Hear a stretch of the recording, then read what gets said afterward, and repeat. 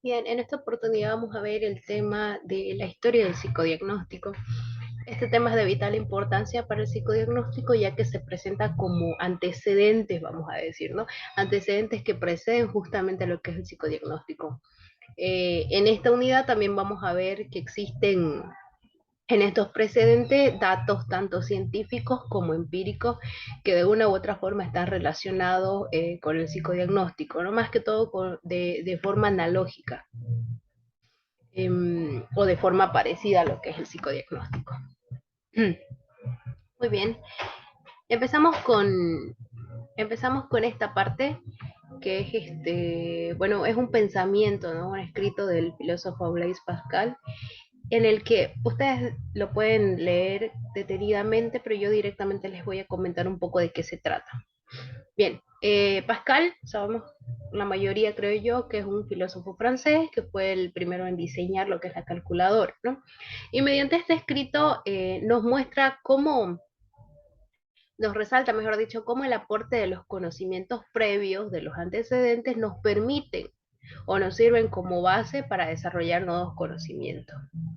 Que para el desarrollo de la ciencia es necesario tener una base, como les digo, ¿no? En el caso de la psicología, por ejemplo, se tiene base, tiene la psicología antecedente, ¿no? Desde que se consideraba a la psicología como el estudio del alma, ¿no? Cosa que ahora obviamente no se considera, pero que sí nos sirve como base. Bien, todo también nos dice que todo está en función de algo o a algo. ¿No? Sobre alguna base, que es como ya yo les vengo diciendo, y que en función a eso es que se van a desarrollar nuevos aportes, ¿no? Sobre esa base vamos a trabajar con nuevos conocimientos, nuevos aportes, que obviamente van a mejorar aquello que ya tenemos, por así decirlo. Muy bien, para continuar, nosotros dentro de estos antecedentes vamos a ver las siguientes eras o etapas, por así decirlo, que se divide en dos, ¿no? En dos grandes eras, vamos a decirlo. Bien, la primera que es la precientífica y la segunda que es la científica, ¿no? En la primera nosotros podemos ver que se enmarcan etapas como la mítica, filosófica, la religioso-política, que que no son ciencia. Ya por eso es que se considera precientífica antes de la ciencia, ¿no es cierto? Bien, y en la segunda vamos a ver la etapa psiquiátrica, la psiconeurológica de evaluación y también la etapa de proceso. Ya, ¿no? Acá consideradas científicas o ciencia, porque bueno, se abordan desde lo experimental y tienen una base que está científicamente probada. Por algo se consideran ciertas, vamos a ponerlo así. Bien, dentro de esta etapa, como les menciono, está lo que es la etapa de proceso, que como su nombre lo indica, tiene que ver con procedimientos, con operar en el medio, y que vamos a ir viendo un poco mejor más adelante. Continuemos. Acá vamos a entrar ya a lo que es la etapa mítica. En la etapa mítica nosotros vamos a ver cómo las representaciones, bueno, que se remontan a 3000 años antes de Cristo, tenían, eran la base, vamos a decir, ¿no? Era el centro, el eje sobre el cual se regían todas las cosas, vamos a ponerlo así. Bien, en las representaciones sumerias podemos ver nosotros que eh, el sol, la luna eran los ejes que dirigían, vamos a ponerlo así todo, ¿no? Decisiones se tomaban en base a a la alineación que tuviesen esto, ¿no? Y la alineación de la luna o del sol o de los eclipses y demás tenía un significado bastante particular, vamos a ponerlo así. Bien, acá al otro lado nosotros podemos ver que las representaciones ya egipcias donde vemos que la construcción de las pirámides está alineada también con las estrellas, ¿no? Como les digo, había una relación, ¿no? En este alineamiento. Acá podemos ver que ya la representación de tipo ya tolemaica, que está más próxima ya a nuestros tiempos, ¿verdad? Que data de los 100 años ya después de Cristo, donde también se ven representaciones relacionadas ya a los ciclos, vamos a decir así, a los ciclos, a los componentes que de alguna forma se relacionan con las personas. Entonces, en esta etapa mítica nosotros vemos el eje, vamos a ponerlo así, era la astrología, eran los astros, y vamos a ir explicando un poquito más adelante. Bien, seguimos en lo que es la etapa mítica. En la siguiente representación de tipo medieval podemos ver una práctica que es asientífica o prescientífica, ¿no? O sea que no es científica, en otras palabras. Bueno, esta es una práctica antigua que aunque persiste en los días de hoy, existen variaciones también, ¿no? Vemos nosotros que es la práctica de un parto, de un parto obviamente en la que no se están utilizando, ¿no? Las herramientas y los componentes, pongámoslo así, que hoy se utilizan dentro de un hospital, dentro de una clínica para el proceso del parto, ¿no? Entonces, esta era una práctica científica justamente por eso, porque no tenía estos mecanismos con los que se cuentan ahora.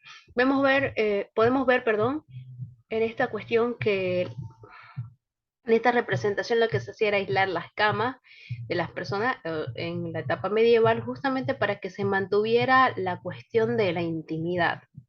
Y además algo que cabe resaltar bastante es que se ve, ¿no? En la parte de atrás estas dos personas señalando justamente las estrellas, ¿no? Señalando el cielo o el firmamento, ¿no? Situación que yo les menciono es que tenía que ver con los astros, ¿no? Se decía que el parto tenía que ver justamente con los astros, ¿no?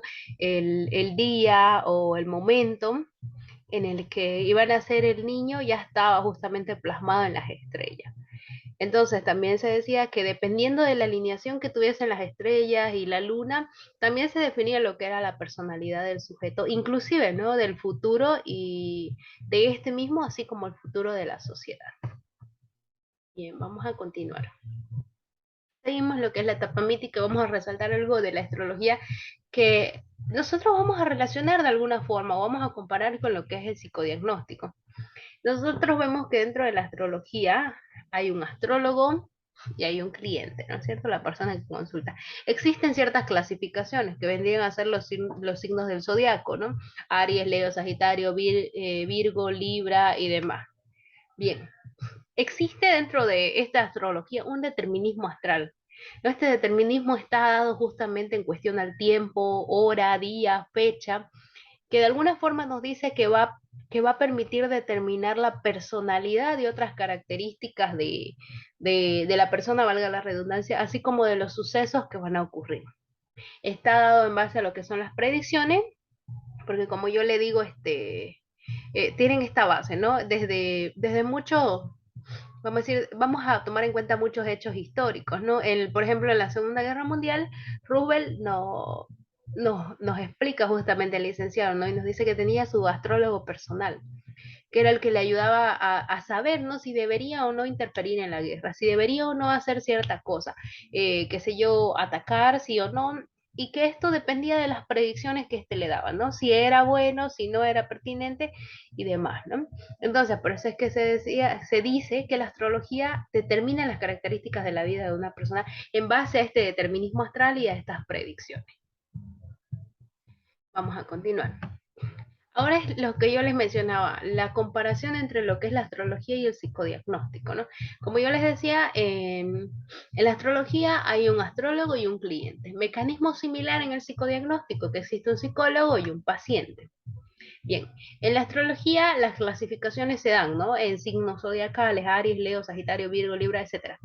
Y en el psicodiagnóstico el sistema psicodiagnóstico está dividido justamente en lo que son, o clasificado en lo que son las estructuras psíquicas, ¿no? La neurosis, la psicosis, la perversión, inclusive sus derivados. Bien, en la astrología existe un determinismo astral, ¿no? Pero ya en el psicodiagnóstico existe un determinismo de tipo psíquico, ¿no? Que tiene que ver justamente con estas estructuras. La astrología en base a predicciones y el psicodiagnóstico en base a un pronóstico, ¿no? Cuando se hace el proceso de psicodiagnóstico, ustedes van a notar que es necesario realizar un pronóstico, ¿no?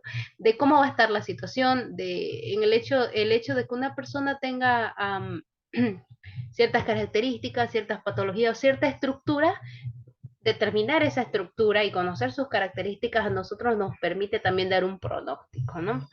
De tal vez en cuestión de enfermedad, si existe una recuperación o no, un tratamiento y demás.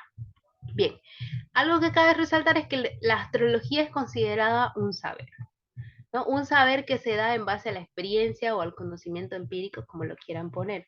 A diferencia del psicodiagnóstico, que ya es considerado un conocimiento científico, ¿no? Que tiene características científicas de acuerdo a su validez, de acuerdo a que está, ¿no? Científicamente probado y que se enmarca dentro de lo que es una ciencia aplicada. Aunque existen diferencias entre estas dos, también es importante resaltar que existe también una estructura similar entre ambas. Bien, para continuar vamos a entrar a lo que es ya, perdón, la etapa filosófica científica. Y vamos a entrar con este personaje, ¿no? Aristóteles, que muchos conocen de él. Y va a abarcar lo que vamos a ver desde el siglo IV antes de Cristo, ¿no? Hasta los siglos entre el siglo XIII y el siglo XX. Bien, Aristóteles nos va a decir que para él existe una filosofía o una base de tipo corporal, vamos a ponerlo así, ¿no? Aristóteles se opone a las ideas de Platón, ¿no? Dice que lo que determina a la personalidad o las personas no son las ideas, sino la materia, ¿no? Vamos a ver nosotros, nos dice que tiene que ver con la forma y la materia. Bien, va a partir él diciendo que la parte sensible de la materia es lo más importante. Y por eso es que realiza la siguiente construcción teórica, que es lo que es, la fisionomía.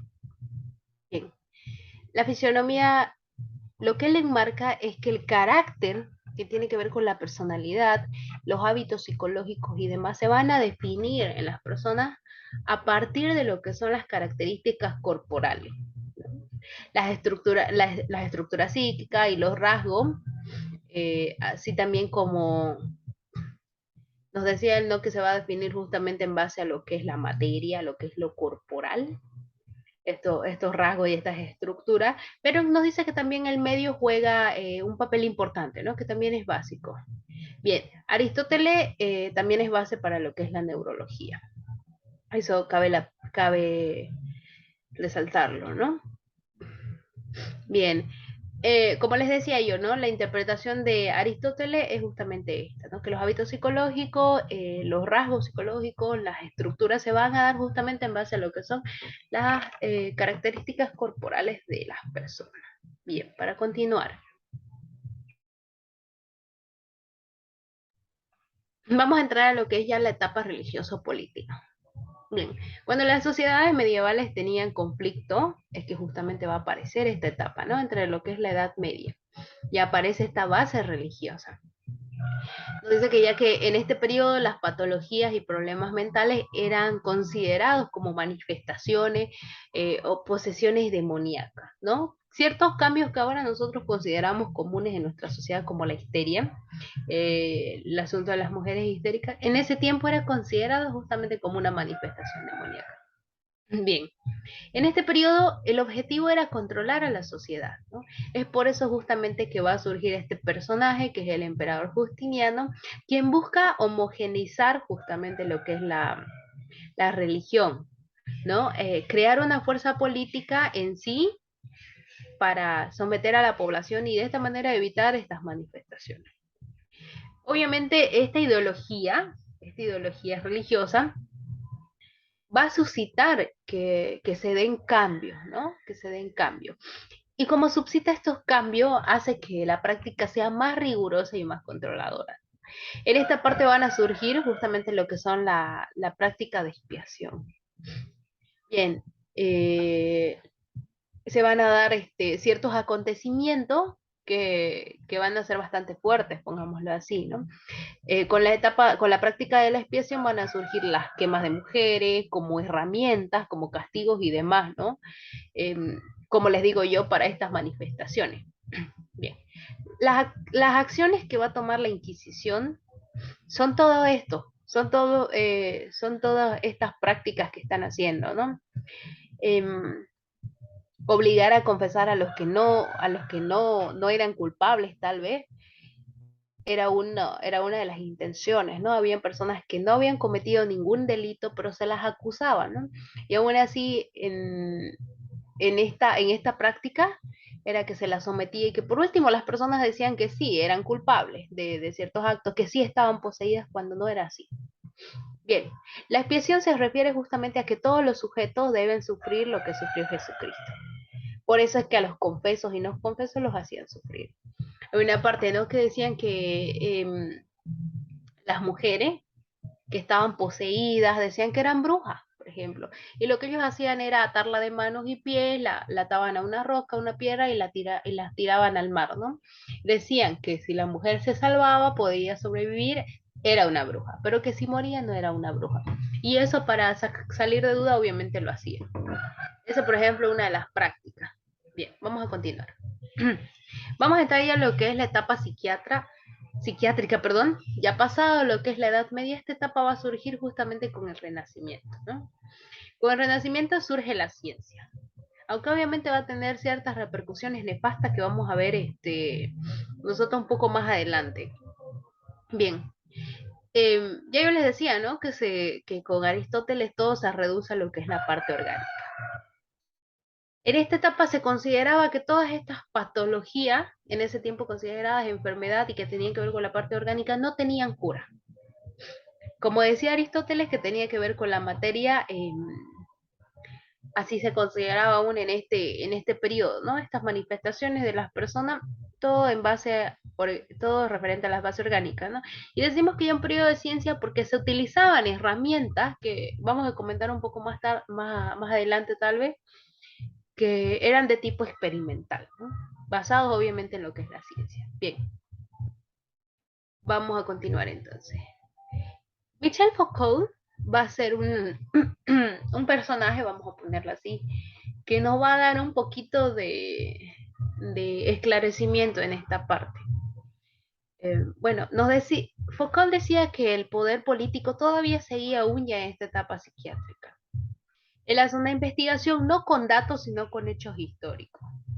No, lo que él va a analizar es justamente esta analogía entre lo que es la lepra en tiempos de Jesús, que nosotros conocemos, y lo que era la locura en esta etapa psiquiátrica. Porque todas las personas que tenían ciertas patologías consideradas en la Edad Media manifestaciones demoníacas, en esta etapa eran consideradas personas locas, ¿no? Personas con locura.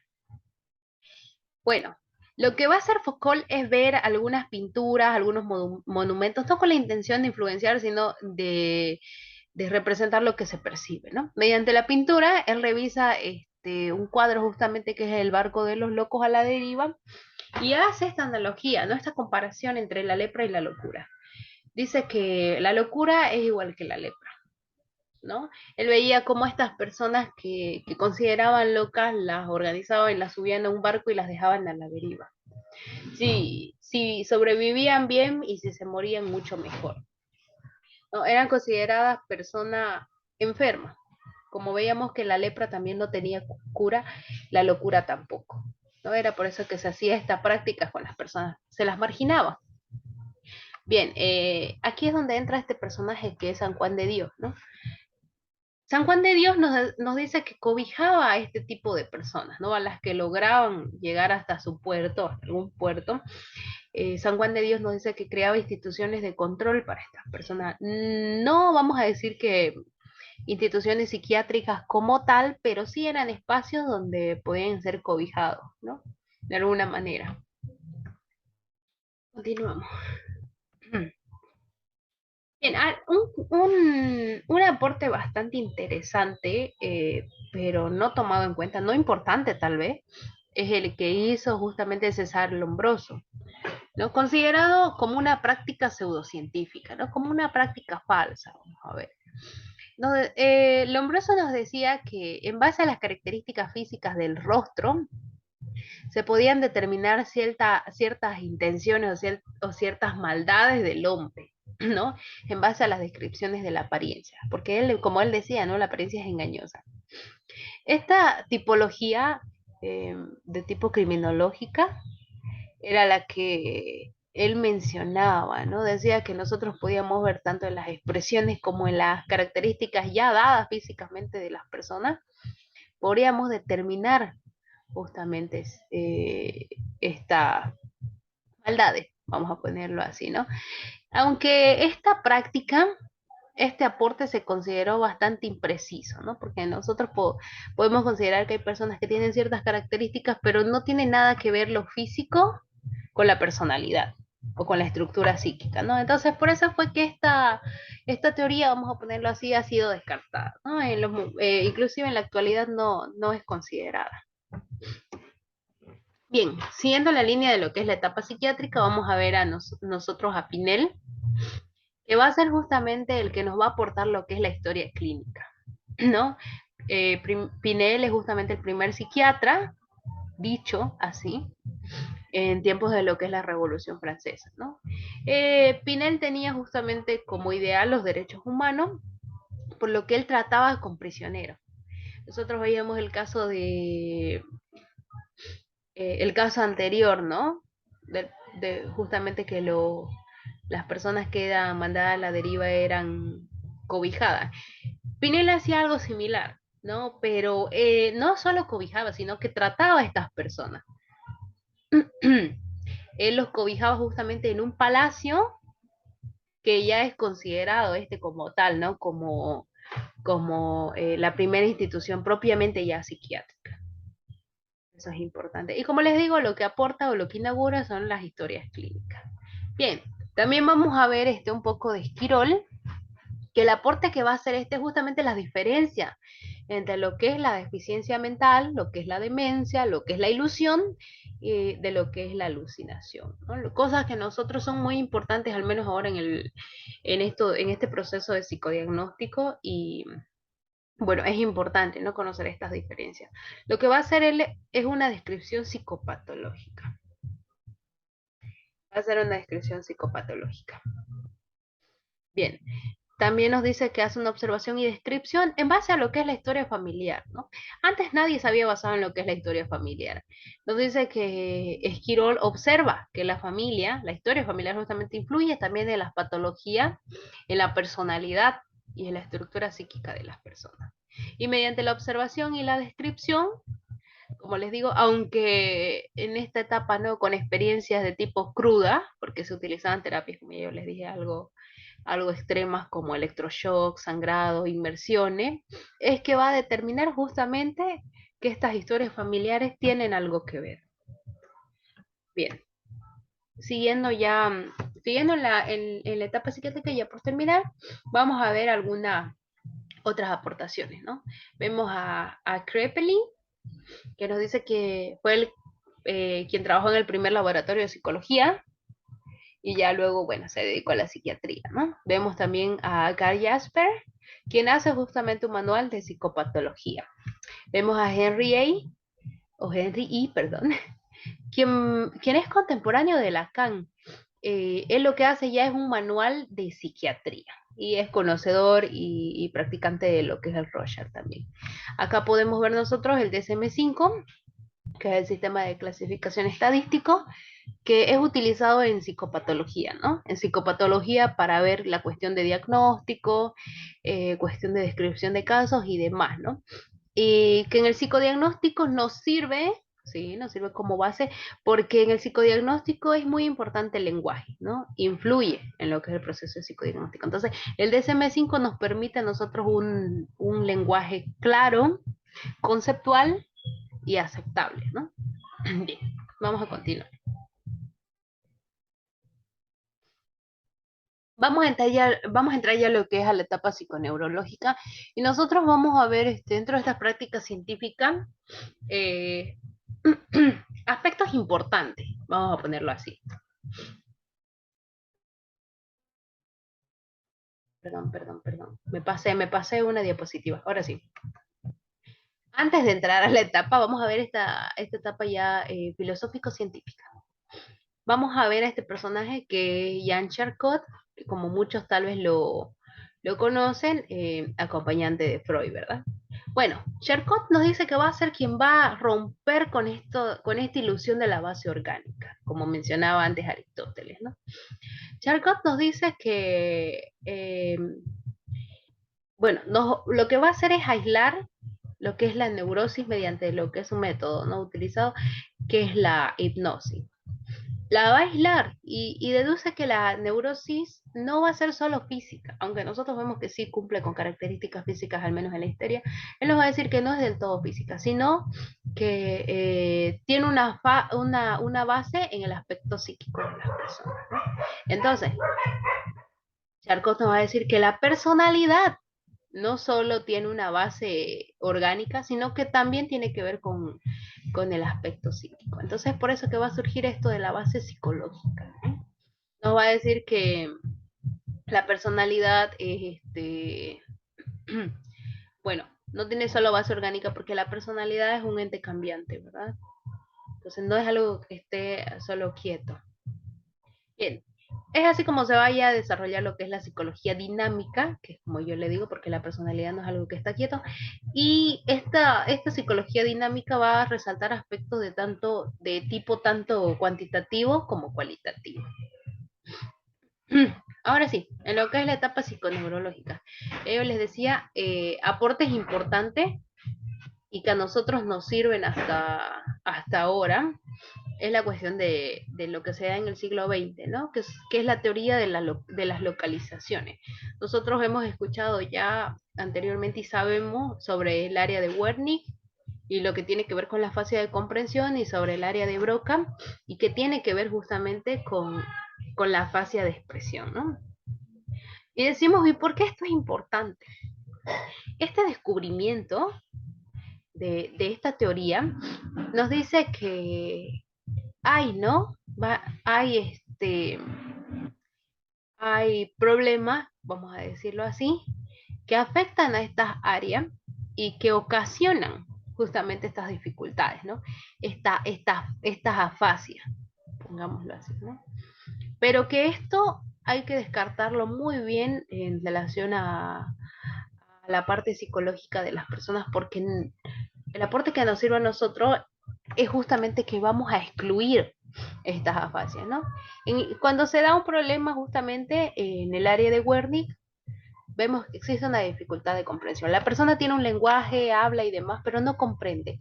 Y en el área de Broca todo lo contrario, ¿no? Aunque la persona este, hable, mejor dicho, comprenda todo lo que sucede a su alrededor, tiene dificultades en lo que va a ser el lenguaje, ¿no?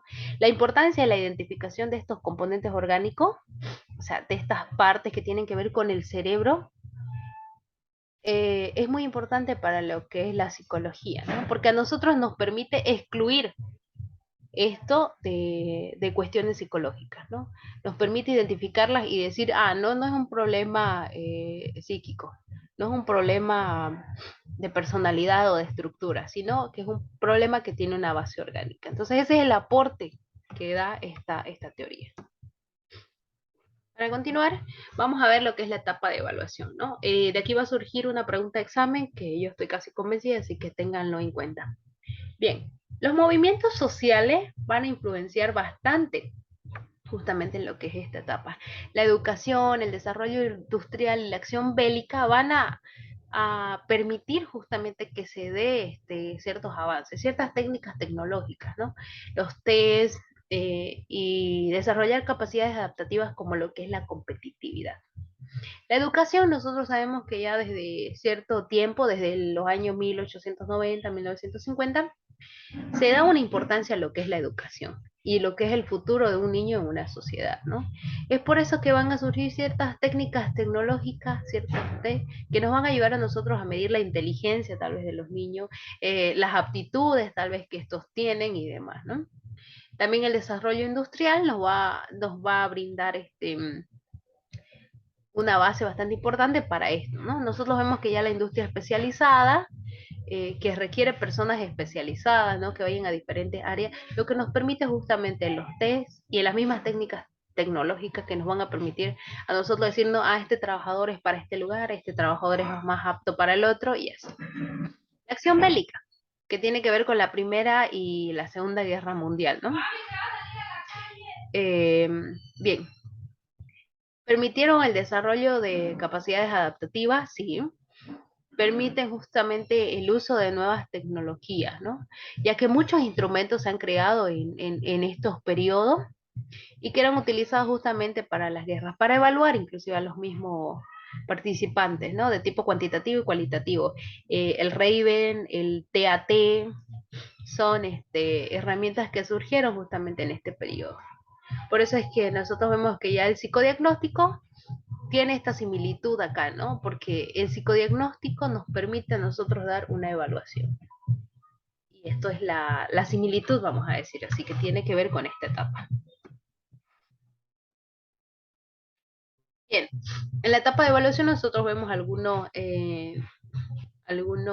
representantes, ¿no? Vemos acá a David Wechsler, que es el creador del WISE, ¿no? Vemos acá a Raymond Cattell con el 16PF, con los 16 factores de personalidad. Henry Murray con el TAT y Herman Roger con el TR.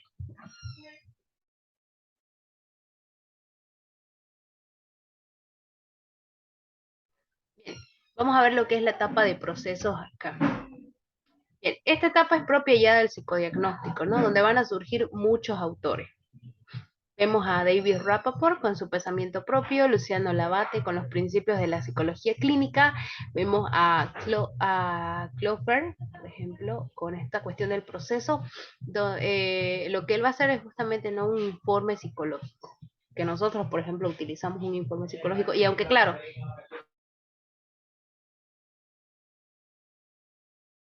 y aunque en este periodo era una herramienta básica, vamos a decir, no muy buena como las que tenemos ahora, sirve para eso, justamente como una base, ¿no? Bien. Vamos a ver esta cuestión, vamos a seguir con esta cuestión de la etapa de proceso. Acá ya en el contexto más sudamericano, vamos a ver que María Luisa Izquierdo Ocampo nos va a hablar del proceso de estructura. Nos va a decir que la personalidad no solo se estructura en las personas adultas, sino que también tiene que ver con los niños, ¿no? Que también se estructura en la infancia. Otros aportes, el de Juan Portundo, vamos a ver ya acá en cuestión del enriquecimiento de la ciencia, nos va a hablar del aparato psíquico. Lidia Balati nos va a hablar de la psicopatología, Elsa Grazano de los test y Graciela G. Lerner nos va a aportar un poco más a lo que es la epistemología. Esto ya entra el psicodiagnóstico, por eso es que una ciencia aplicada. Bien, continuando la etapa de proceso. Dentro del proceso se van a tomar dos conceptos, ¿no? El primero que es integral, porque toma distintos modelos epistemológicos, como el psicoanálisis, la cognitiva y demás, ¿no? Debe ser integral porque no se debe reducir a un solo objeto de estudio, ya que como sabemos la personalidad es algo que va más allá, no es algo dinámico. Bien, por eso es que justamente tenemos que ver con lo dinámico, ¿no? Que tiene que ver con lo cualitativo y lo cuantitativo también. Como les decía yo, el objeto de estudio es la personalidad y es un ente dinámico, no estático. Muy bien, dentro del psicodiagnóstico nosotros vamos a ver que tiene un cuerpo de investigación. ¿Por qué no? Porque el psicodiagnóstico revisa teorías, técnicas o tecnología y lo que tiene que ver con la metodología. Bien, acá para ser un poco más preciso, nosotros vemos, ¿no? Teoría, que está dentro de lo que son el paradigma científico, podemos abordar psicoanálisis, psicología de la forma, fenomenología, genética, cognitiva, demás, ¿no? Inclusive a la psiquiatría, la biología. Técnica, porque hace uso, ¿no? De técnicas y tecnologías como la entrevista psicológica, las técnicas psicométricas que tienen que ver con los test Wise, Raven, Tony, proyectivas, TAT, TD, TR, TZ, entonces, ¿no? Y la metodología, porque tiene una población, tiene recursos, existe un procedimiento y hay una duración también. Inclusive, ¿no? Hay conclusiones. Bien, los momentos del psicodiagnóstico. Nosotros vamos a ver que el psicodiagnóstico presenta un modelo positivista, para empezar, porque aborda, ¿no es cierto? Este problema, pongámoslo así, vamos a decir problema, en este caso va a ser la personalidad, ¿no? Hipótesis, un marco teórico, demostración, ¿no? Que es donde se va a hacer el análisis de los datos justamente y se va a reflejar el por qué nosotros decimos que tiene ese tipo de estructura, esos rasgos y demás. Y por último, las conclusiones, ¿no? ¿A qué se va a llegar? Por eso es que tiene una estructura de investigación. Bien, Tiene 4 momentos. El primer momento, que es el del contacto, la entrevista psicodiagnóstica inicial. El segundo, que tiene que ver con ya con la utilización de los instrumentos de verificación psicodiagnóstica. El tercero, que tiene que ver con la entrevista psicodiagnóstica evolutiva. Y por último, el momento del informe psicológico. Bien, para ir ya terminando, vamos a ver que, como les decía, el psicodiagnóstico es una ciencia aplicada que va a estudiar justamente, bueno, que pertenece justamente al área clínica y que tiene como objeto o por objeto el estudio de la personalidad. Bien, es decir, descubrir cuáles son aquellos aspectos o características de tipo adaptativa como desadaptativa. Esa es la intención principal, ¿no? Bueno, lo cual está en base a una demanda social, ¿no? Porque es la sociedad la que demanda, no es el paciente el que viene y dice, tengo este problema, me preocupa esto, me tiene mal esto y demás. Existe una demanda social, ¿no? Me aqueja, me duele, qué sé yo, ¿no? Y esta práctica va a permitir lo que es un desarrollo científico. Eh, la función del psicólogo como científico es justamente describir, explicar y predecir todo este proceso. Y esto es lo que permite justamente el desarrollo científico. Bien, vamos a ir viendo ya esta última parte, ¿no? La situación actual. Nosotros vamos a ver que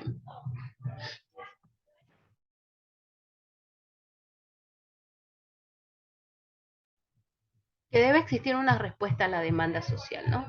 Yo les decía, lo que demanda la sociedad, justamente, ¿no? Eh, Esto es un modelo integrativo, porque como ya yo les decía, tiene que ver con diferentes enfoques, con diferentes herramientas y demás, ¿no? En cuestión a todos los puntos que han sido tomados. Vemos nosotros que es una práctica que tiene que ver también con la medicina, con la psiquiatría, como ya les mencionaba, ¿no? La medicina para justamente nosotros excluir estos problemas que son de tipo orgánico, que tienen que ver con el cerebro, psiquiátrico para ver ya las estructuras que han sido no diagnosticadas, ¿no? Que ya tienen un diagnóstico que necesitan tal vez medicación, etcétera. Bien, esto nos sirve, nos dice a nosotros que son herederos, ¿no? O que somos herederos de estos aspectos, porque como les digo yo, ¿no? Estas etapas pasadas han permitido a la psicología constituirse como tal ahora. Bien. Eh, ¿Qué más? Los referentes que tiene la medicina y la psiquiatría, ¿no? Y a lo que se acude o con los que se relaciona también. Bien. El modelo de psicodiagnóstico, como ya les decía, es integrativo, se relaciona con la práctica y esto es lo que permite justamente a nosotros un desarrollo científico.